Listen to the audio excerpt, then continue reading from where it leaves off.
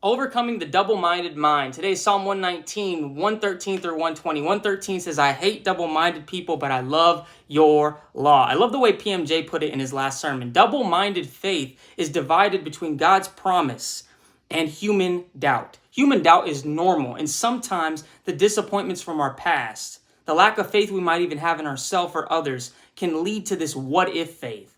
What if it goes wrong? What if I mess it up? What if they don't keep their word? What if? But even if faith says, even if this happens, I still trust God and his word and his promise.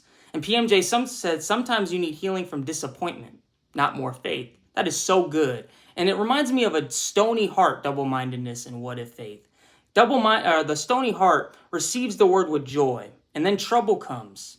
And that faith and that hope and that joy is taken away. And today we're going to overcome that together. 114, you are my refuge and my shield. I have put my hope in your word. God has plans to give us hope in a future. And we know that faith is confidence in what we hope for and assurance about what we do not yet see. Assurance gives us certainty that what God spoke will come to fruition. It will happen. Sometimes this scripture even says faith is the assurance. Wow. So now we have assurance in the hope that we profess, for God is our hope.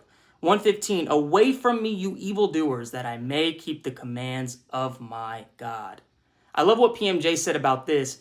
He said that sometimes you don't have less faith than someone. Maybe you just have more distractions than they do. And fewer distractions focuses the mind. Fewer distractions helps us to keep our eyes fixed on God, healing that double-mindedness. 116, sustain me, my God, according to your promise, and I will live. Do not let my hopes be dashed. Hope deferred makes the heart sick.